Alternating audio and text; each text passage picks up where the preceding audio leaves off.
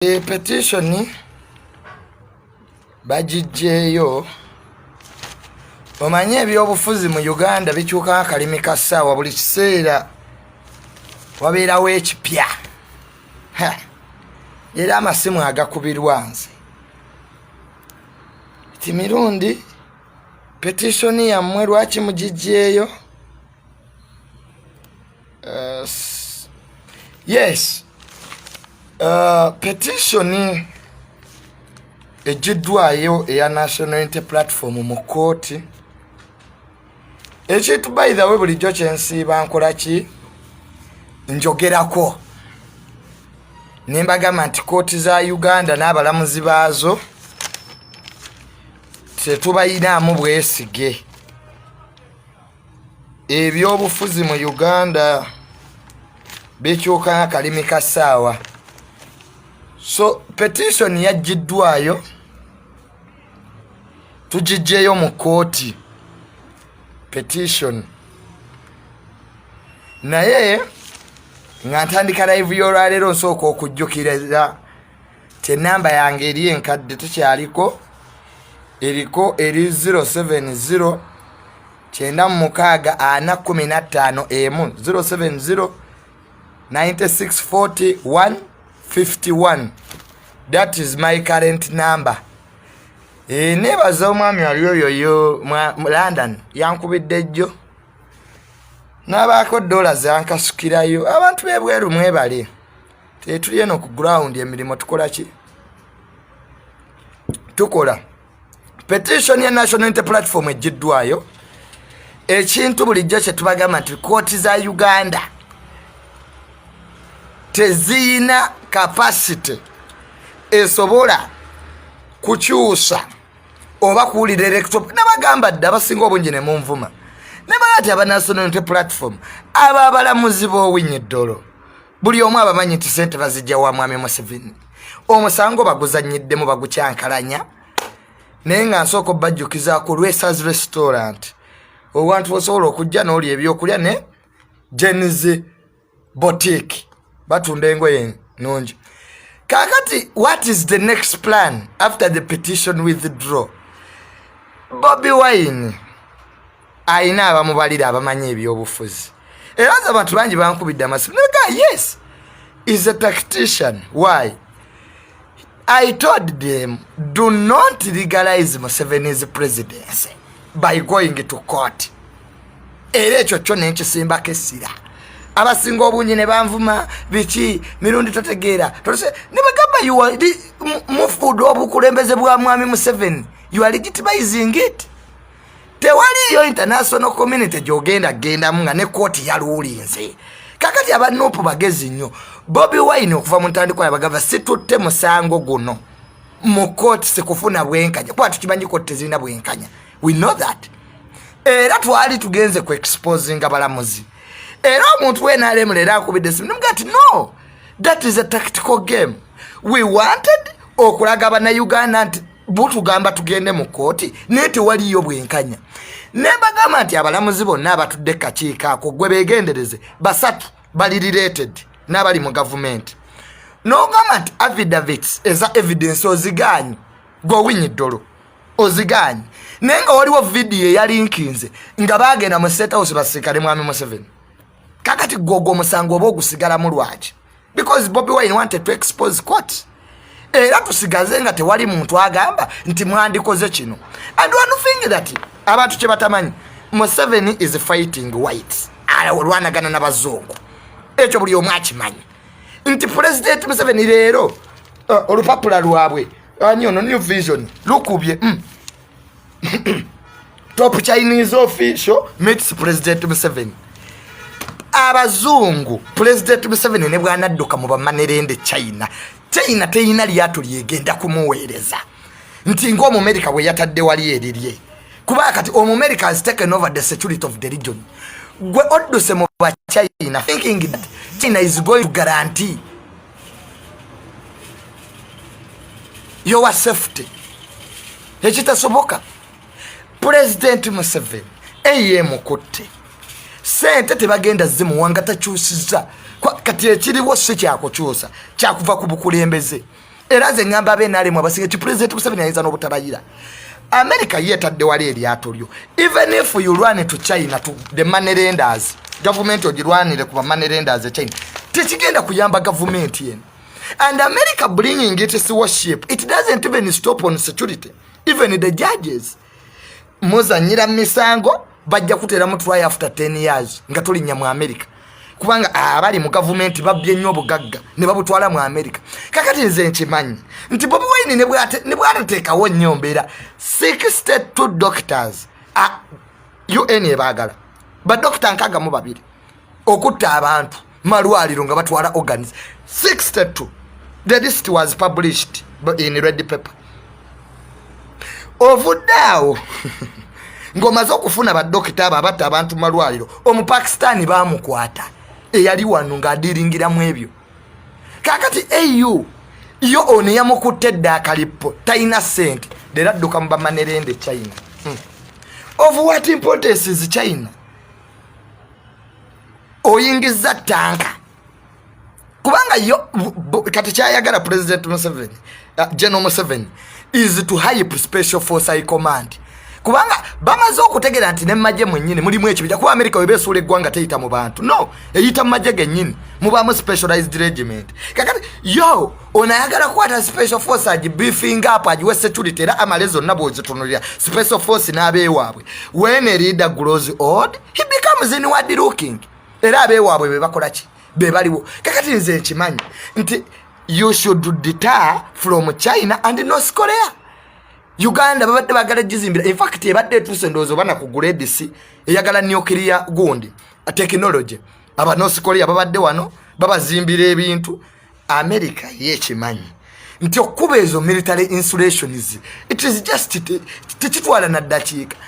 President Museveni ne bwanadduka mu bamanirenda kati ono gwe yaleese mbu participant President Museveni receiving Chungu Jongo Yang, a member of the political bureau of the Communist Party of China. Members, we are not going to run a country on money lenders from China. The AU is telling you one thing, give out power. Nekugamba nti Biden y'omukatuliki tasobola kulekako President Museveni. Joseph Biden alina n'erinnya lyange Joseph ate ng'okuba Robert. Kakati n'olwekyo we all know that Uganda must deter from North Korea. Ebyetanka ze mwayingiza muziyisa newa Magufuli Tanzania kweka ezimu ziyite Burundi. The Americans to wipe out that it is just a second. So n'olwekyo ze nkimanyi AU ebeba sibye sente bajja kudduka mu bamanende China, but China will not guarantee your presidency because yali erwanirira eno North Korea bagigobe Namibia recently ngere yagala kuzimba because North Korea bagiteeka kembago kati enonya seros mu Africa weyinza okuteeka ebyokulwanisa byayo ebitunde mangu. That's why North Korea America gye baagala eve mu Uganda. You should deter from North Korea. America gye bakimye. Era President Museveni ne bwana aleta tanka n'aleta mbugana amajje ga Uganda gasobola okulwanisa America air superiority ku America yeewamba bwengula ne kuba military installations kasitaba kuba nakasongola amasasi gye gava ngodda ku level y'abantu atoka kuba ne gagwamu obona agakolera kasitaba kuba eno mechanized ye Masaka infantry tanka jeziri ng'owedde. So the security of the region is fundamental to this government. Nabino byonna byadduka munze namulabye President Museveni atidde abazungu bamugamba twagala ove ku bukulembeze. Kakati Bobi Wine okujjayo omusango it is a tactician. Mu byobufuzi tukira fe bannabyabufuzi tugabaningibwa principle satu.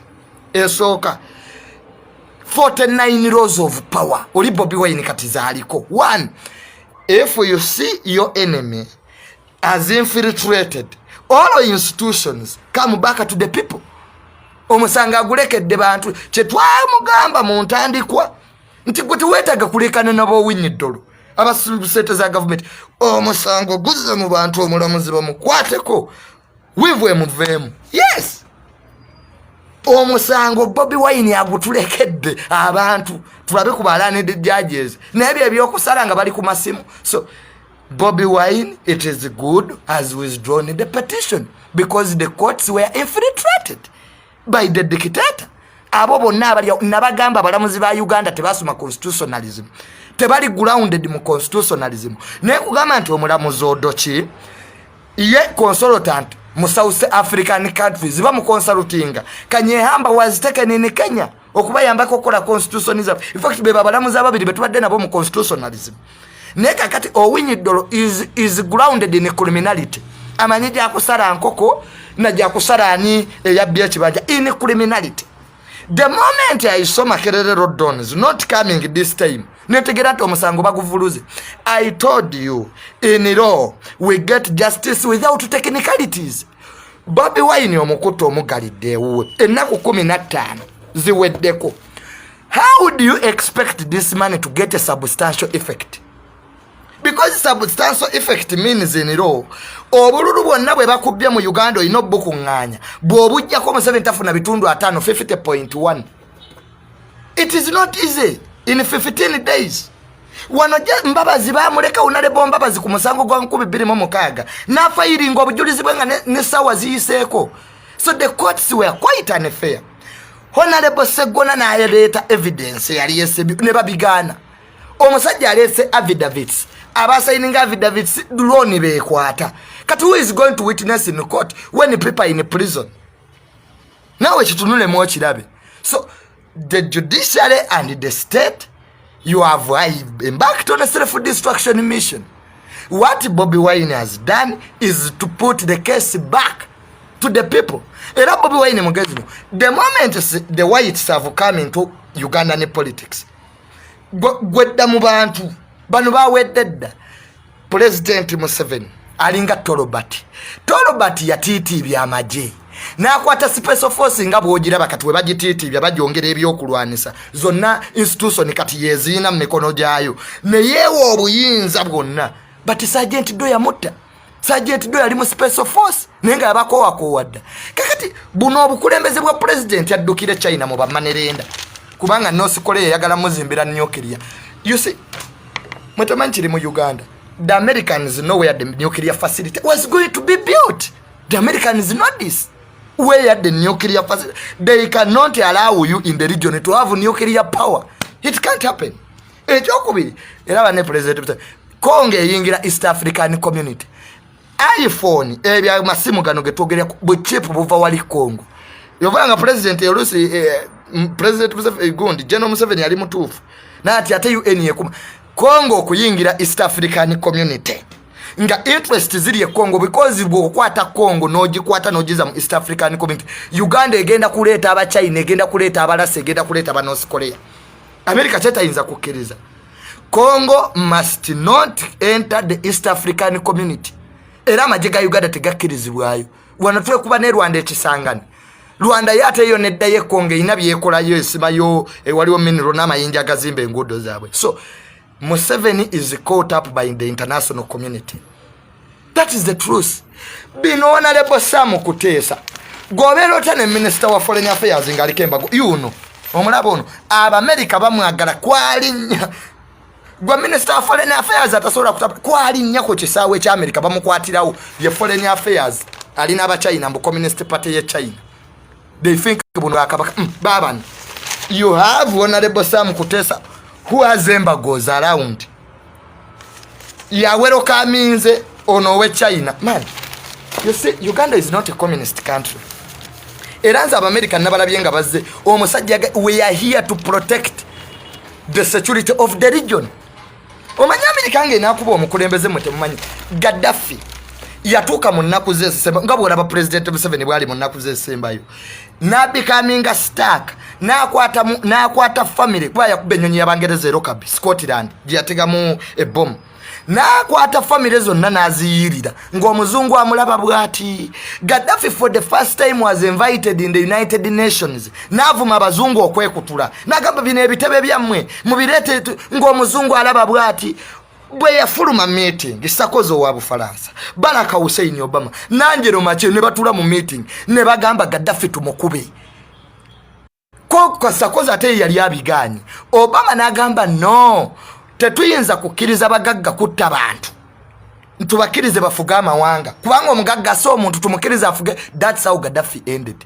If you see the American warship at Mombasa radius mailo bitano eyo no fly zone batandise okuleta no fly zone. Kati dictator kigwe bagala okuba His Excellency Kagame tadda ono Pombe Magufuli akoledde nnyo abantu betadda. Kinyata ali mu last term. President Museveni afuze emyaka 4. You cannot exceed here. Ayinza n'obutalayira ezo tanka ze baleeta enkola y'omu North Korea should leave Uganda. Tufina kyetu kifunamu.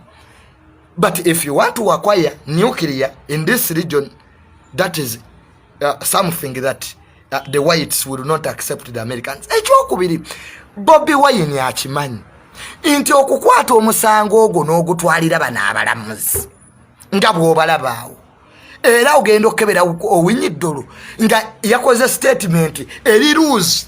If you don't trust in the courts, you can try your plan B. That arrogance that the learned judges have in this country will come to an end.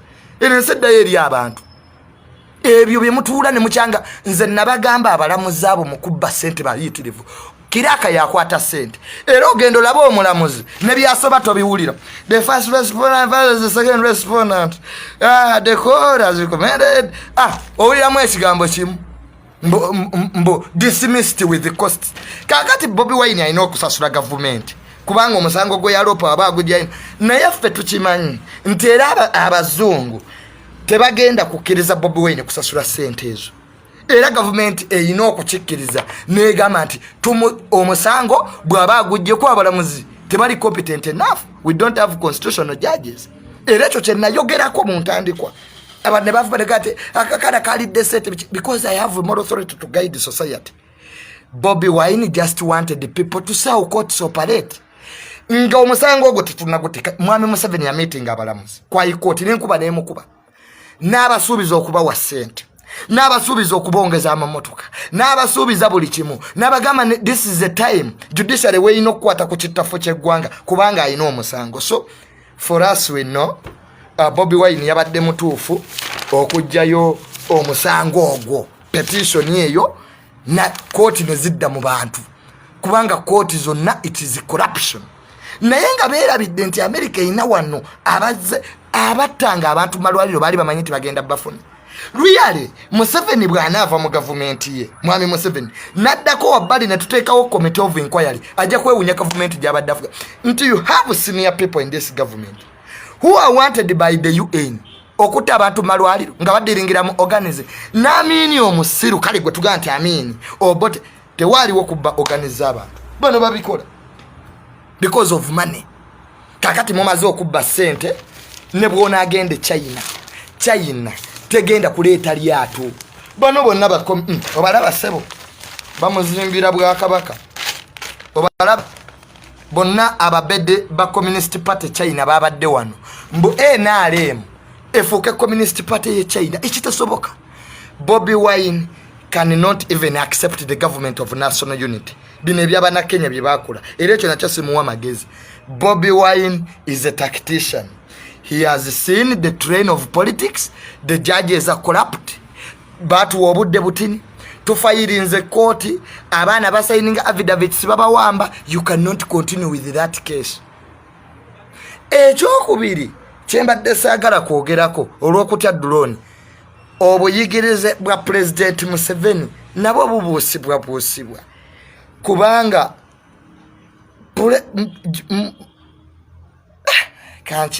naye ekyo kinaaba kyalulala. I will analyze that next time. Omanyi nze ndi wano waliwo byenjira nenkola ki nenkyusaamu ninga nti akino kankireete kati kino nja kireeta kati but abantu bannuupu omusango ogwo gubadde abalamuzi nze mbamanyi balooya baffe babadde tebabawadde budde kufayiringa court. Abalamuzi abasinga tebali grounded mu constitutionalism era ojja genda okusanga nga Bobi Wine atukoledde ekintu kirungi nnyo omusango n'aguzza mu bantu. We should not legitimize Museveni's bad presidency in court. Era nze abalamuzi abo babawe billioni 7 okuleeta ogwo omusango nti batandika okuguwuliriza. Yes, they have been eating money to hear those petitions era ogenda okulaba petitions zonna enkadde nga lesha erifo tufiri abalamuzi bana ate bali abasatu baganye balinganga abasooka okwerondamu tikati mwe mukikube ku negative bino bitwakulanga mu debate z'amasomero bwe jangu ng'oli ku positive side fe tubeere ku negative after all government ejja kuwangula. So we should embark on mobilization. The whites are here to help Uganda and the region. Nti omukulembeze yeremezzaako emyaka President Museveni ne bwagamba olwaliro nti Christmas ya 25 December era abantu tuddeyo kalenda zaffe government eruzinze trust mu bantu eba tekyalina kyesobola kukola. Kakati gwe bweweteeka ku North Korea oyingidde politics wa North Korea fe tujja kubeera wano ng'emizinga military installation ziba zikuba after all emirimu gibadde gy'abaana bamu. Nze olaba taata wange akoledde gavumenti n'abasajja bwe tebayinza kutukiinako nti tamale engeri gijja jangu tulabe abasajja bali abokka neddeke tubakube tubakuba kulya mwekka mulya mwekka temutuwa sente zammwe obudde bwammwe buweddeyo omuzungu kajja abatwale tewali muntu gwe mugenda kugula wano. Ebyo byonna bye mugenda mugenda kutta abantu tewali muntu mujja kuttayo omuntu ogu babakola ekye Sudan. I want to tell you ebyo byokuwamba abantu ebyo byemukola nti president naye nakkiriza nti mu ggwanga lyafuga alina ekibinja ekiwamba abantu. President w'eggwanga naga nti abawamba abantu ba muntu nsolo abanyoola ebisakiro nze yabaleeta. Oh my God. Nga kodi you people, if a person has a case in this country it is the course of law to decide. You can never be a judge, you can never be a prosecutor, you can never be a torturer. You are the three in one. It can't happen. You are the court, you are the prosecutor, you are the judge. Kaka the president uganti aine ekibinja police tebamanyi laba story. Look at this story ati bwa tamale nzijja wano mbo oyo mwana ebintu byayogera mu lupapula lwabwe omanyi muddeeyo ne mugaa nti tuforginga biforginga simanya propaganda. What is this story? I have seen a story in the newspapers today. Oh, where is the story? I think, was it New Vision? Was it Daily Monitor? No, the story must be in gundi genda mmotoka yange oleta amawulire ago mutukola bubi nammwe okugira story mbadde nginoonya nga UPDF police esaba UPDF list z'abaabuze. It was a story in the news. I think it was New Vision or any of the two. I will let them bring the other newspaper. Nga UPDF police eri mandated in law okwata abantu egamba UPDF bambi mutuwe ku list zabo be muyina naffe tutunulemu. Boss Omumerika kayingirewo ate omuzungu tasonyiwa nalabye nga atudde ne European delegates. President Museveni ne bwaneekaza America eri mu kuzimba embassy. The moment you see Americans building their embassy you know waliwo kye beetegekera. I want to tell you this country we are going for doom. We are clinically failed state. Omanyi oyinza okuba ng'oli mulamu ng'omutima gukola akataago kakola naye nga ebiwoowoolo byafa naye nga w'oli omusawuleka you are a clinically dead person. President ayina abanyozi b'ebisakiro bakomando be yaleeta nga ne security tebamanyi. My goodness. So eggwanga lye tulimu lyeryo drone. Naye mwe abavuga drone njagala okubagamba ekigambo kino mukwatanya abaana b'abantu naye ne kwamini bamalia Mungu abakola ebikolo biro famire zaabwe tebazimanyi. Ojja kuwamba omuntu wano nga famire yo bagimanyi. Bwe muba bye mukola bituufu lwaki mujja mwekapisa? If what you are doing is sensible lwaki ojja okwata omuntu nga weekapise? Nze kasita nalaba Aisa abasajja kabaka awangaale maaso mugi yagamba nfukamira wansi n'ensabira eggwanga lino ne mmanya kye twolekera kikulu. Omuntu n'avuga drone. Omusajja ejjo yazze mu restaurant nga atudde ndya mmere ajjidde mu drone ye wooteri yonna n'edduka n'abakolamu ne badduka nga balowooza bazze kwata abantu. Kakati tuzzeeyo ku mirembe gy'Amini, tuzzeeyo ku mirembe gy'Obote. Bobi Wine has helped us. The intellectuals do not legalize. Legalize Museveni is what? Presidency. Ey'obubbi. bakiriza nze nalaba president Museveni kubanga anirayike ono byabakama oyo electoral commission byabakama yabaga mu bakalulu ne DR form zino okufaanagana kakati oli yingini ya badulu kigunu babanganga ne declaration forms tezikwatagana olwalera abana abakuuma akalulu declaration forms ezimu amajega zina we lost over 2000 of them kakati omuntu owinyi ddolo ne bagwa first test abasipulimulo balamuzimwe ne mugamba nti okuva n'olwalero ku musayi gwa Yona Mbabazi omuntu wa ddembe because oyo omusajja tamanyi kye yakoze. His ruling okulemesa Bobi Wine okuwaayo obujulizi. It is a precedent that has been set. Ojakera kumaja bakubbe ekibanja kyo. Omulamuzi agamenti a precedent was set. Tekoma ku musango gwa Bobi Wine gwa constitution. Wabule ekwata n'ekuttaka. Omuntu ajakera abbe mmotoka bagaite obujulizi obulese ki? Obuleserete. So we don't have constitutional judges in Uganda. The whites have come in. Emeri y'Abamerika eri wali singa baleetayo n'endala nedda ekyennyuma onayagala kukwata East African Community Congo agirete mu East African Community. The whites don't want anybody who plays with Congo. Era bawokwatira ku Congo leero nebira Bufalansa egwa minerals ezisinga amasimu ga iPhone yago gemulaba ogemukwata chips ziva Congo. Kakati ono yasoka n'agenda Yona Bogwa asoka ne tubbembaawo tukyayina ebbanja lya Congo. Uganda lyeyina okusasula mpaka nakati tutusasula abakongo ababbe embaawo ze Congo tubamanyi bajjeno b'amaanyi mwe ababbe embaawo ze Congo ne mutusasuza ne mubba golodi Congo ebbanja likyaliwo. Olaba ono omusajja owinyi ono gwe basibidde mu kooti y'abazungu ICC njagala obbabulira singa president Museveni yeegendereza ajja kubanga oyo omusajja. ICC is moving closely on African dictators. People didn't know. Ono Baleta Bagobo wa Ivory Coast bamugira mwanda we ya mu banka. Ono wa Ivory Coast yali yeremezaako. Bamujja mu banka bamukuba akalulu. Nakola ebya president Museveni. Nabeerako nga bwolaba. Ebyajje no Museveni byakoze. Nenga bamukubya akalulu. Abazungu ne basirika bwe bati. Omuzungu nakakale. Fete tujina buzibu. Yerayiza alabe. Yerayiza alabe. Bamujja mu banka ngali mwanda we. Baleta Bagobo gwengamba wa Ivory Coast. Kakati n'olwekyo kooti za Uganda bwezito bwezifaanana abanupu tulina okukola ekintu kimu tuyina okusigala nga tumobilizinga because kati dictator amaze otegera nti is surrounded. This is the first time abazungu we bayingidde nnyo mu Uganda ni politics. Yes, bamini baleetebwa amini yaleetebwa Bangereza. Erobote nga tebannamuwambe Singapore. Cameroon Prime Minister Bungereza yaga some presidents are here making nice speeches but you never return to your country as a president. Obote teyategeera. Abangereza ne bakwata amini. Era president Obote bwe yali alwanaga ne president Museveni baleeta ba North Korea commandos wano ne baleeta Katuusa. Katuusa is a North Korean word. Abaganda bowera okuveda tebagala bya basumbuwa ne bagiyita Katuusa but it's Katusha. I think it is a North Korean word that means distance.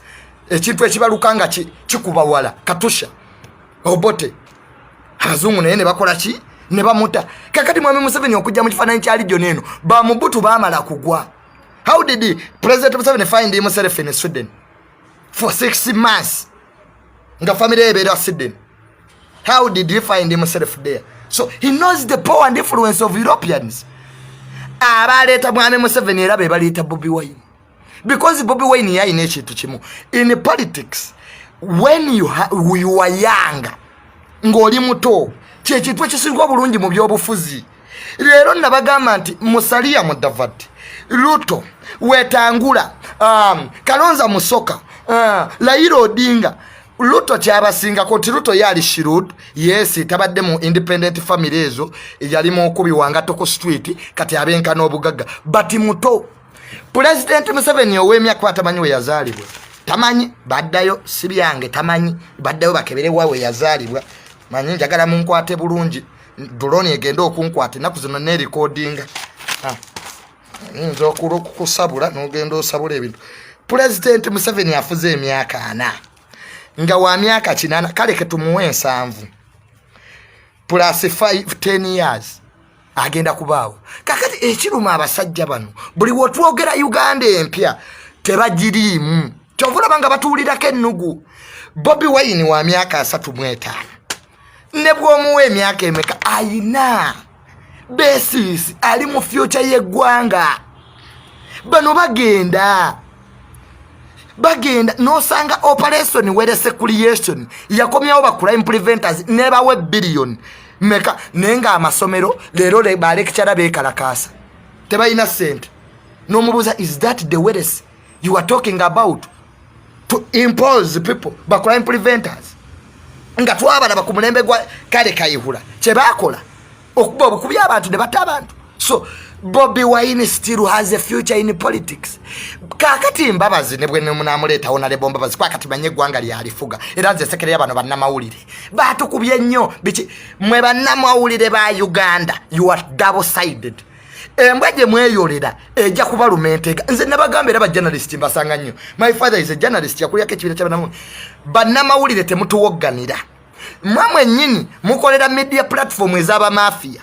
Wano wennyini mu COVID mukama wavuga benzi gotambuza bigere okuba obulango bwa COVID obwacheni noyo Dr. Diana ababya sete za COVID ne bazimba apartment gwagasobo inako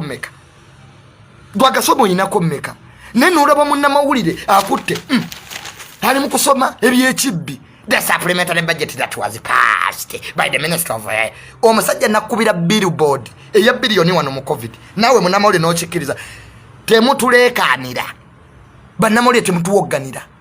Mumanyi abamafia mubawandikako mawulire mwaba kuba stories abwe ez'ekibbi mubateekako total blackout. Njagala ba media ekole total blackout ku bulango bwa government olabe nebyo nebyekibbi obiraba mawulire ogenda okulaba ka story katandika katini. Ulira story ulira. There was no loser in 2021 election. Katono wataba mu mafia abachi yino. There was no loser in the 2021 election. Nga kyagezako kugamba mwe stories no temuzitegera. Ono eyawandise story no sibanya personal assistant wabiki exaggerated intelligence. Kyagezako gama nti akalulu tekabbibwa. Kati munnamawulire yo nagikuba. Ninga yaba mafia enchane bamukuba emigo military police nemukuba emigo najjanga lekani. As a media you have a role to guide the society. Trump amawulire gamukuba mu America nga tegasobola kukkiriza omuntu alina character ya Trump okufuga America. The media sets the agenda of the country. Nemwe bannamawulire babagula oline bamuwe emitwalo 5 kati ate muntu wogganira babakubira ki? Wano webayita benanga webayita press conference mugendera yoki live enanga to shout his obscenities alone. Why do you go there after making those foolish stories headlines? You come and shout for society, yet you have a mandate to guide the society. Bannamawulire ba Uganda mulinga bayimbi abayimbi obasange wajje no sale basabiriza tebayina bukulembeze olaba n'abasamize bayina obukulembeze ne two institutions ziretinze eggwanga lino. One is the media. Era munnamawulire wa Uganda ndaba mwekube mu bifuba muddeyo ku journalism eyaba kitaffe gye basoma, muddeyo ku journalism eyaba muwonge, muddeyo ku gali amawulire eyaba Angel Gabriel because Angel Gabriel is the first journalist. So media bannamawulire nabalabye nga mulekana naye nga mmwe mwennyini mulya ne ba dictator. Bebe kuru muganda wange nkutumiddeko nnyo njagala okubira abantu listi y'abannamawulire abali asete za President Museveni buli lunaku gye bali bano bahandulu mwenda ne bajja ne bateeka bisitole mu mawulire kakati ate we babakuba ne bajja mu media nga batandika okuleekaana. Ba minister ababya sete z'omuwomusote mubawandikako. It took the Americans UN okujja wano okwata abatta abantu malwaliro nenga media byonna ebimanyi esirisi. So the media and the musicians, those are failed institutions. Ebungereze babadde balese eddagala lya COVID bayise babayimbi babagezese nekati wano muyimbi kigoyinza okuleeta bonna bagwa babeera mu kusabiriza. Kakati n'aba amawulire nammwe mulina okwekuba mu kifuba muddeyo muwandiika amawulire amatuufu. Daily Nation Kenya lwe tupapula olusinga okutunda naye omusajja akukubira story nga tamanyi nti oba ono president oba kiso de ebya petition bikomezaawo, we should go back to mobilization. The greatest problem in this country, we lack mobilizers. Ekyo kyonsigala nkyogera. The plan after this petition is to go back to mobilization. Ono alwane n'abazungu be, because EU buli kimu ekimanyi European Union, President Museveni sente azijja mu Commonwealth, sente azijja mu bazungu. Absence of the whites, Uganda is a third state. Tuli bankusiiri. GDP bakizungu bakimanyi, abagagga wano tebawa misolo. Ebintu byakuba masimu. Ono wayuwala ekateesu bayafirizanga Uganda billion namba. Olwaleero sente yazikutte, ali mu parliament agenze kulya ndala. Nenga yuwala etebagikoze eki, tebagikiri yalinze. Ne twaga mulete digital stamp, ebintu bya government byonna bikubyeko digital stamp. Ekyo kyakomaawo. Kwaba oleta digital stamp ababbi obakola ki? Public exonerating. Tusinkane ku Lwokusatu.